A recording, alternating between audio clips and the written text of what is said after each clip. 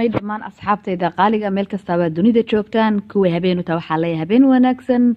kuwa subax u tahay waxa orodaya subax wanaagsan waa walaashin najax saciid najax yamaniya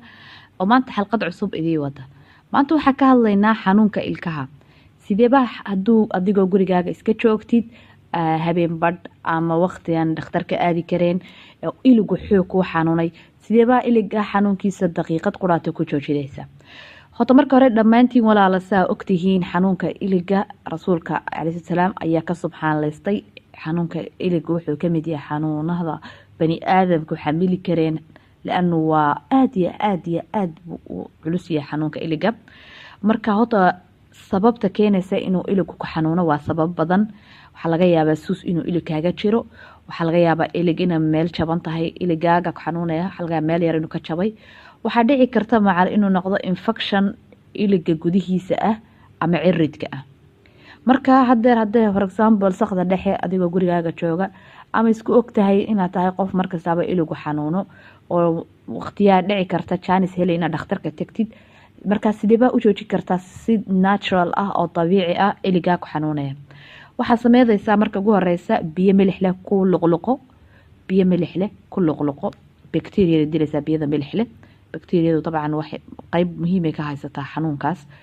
waxa sameeyaysa marka ku luqluqatid biyada milix leh waxa keenaysa budada dhiga yaraha Soomaalidu yiraahdeen shaah lagu daro dhiga yara ama qurunfulka Carabiga lagu yiraahdo isagoo budo ah guriga haduu ku yaalo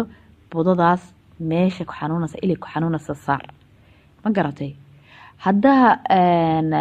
budada yani wax ka si fiican baa jira waxa weeyaan budada dhiga yaraha saliidiisa supermarket kastaba way yaalaan oo wadanada caalamka supermarket kastaba dhiga yaraha saliidiisa waa ka helaysaa caagad yar bay ku shtaa ama quraarad yar gurigaaga dhigo hadaa isku ogtahay inaa ilkaha inta badan ku xanuunaan marka saliida ku shub iliga ku xanuunaya daqiiqad gudaheed insha Allah xanuunkii oo ka tagay baa arkaysa xalqadeena maanta intaas ay ku dhantahay I hope inaad ka faa'iideysateen waa anigoo idin salaamay walaashii najax saciid waa inoo beritoole xalqad cusub iyo faa'iido cusub salaam fadlan walaalayaal ha ilaabina meesha subscribe-ka inaad taabataan gambaleelkana taabta saa u noqotaan dadka ugu horeeya fiidiyoga daawada mahadsanidin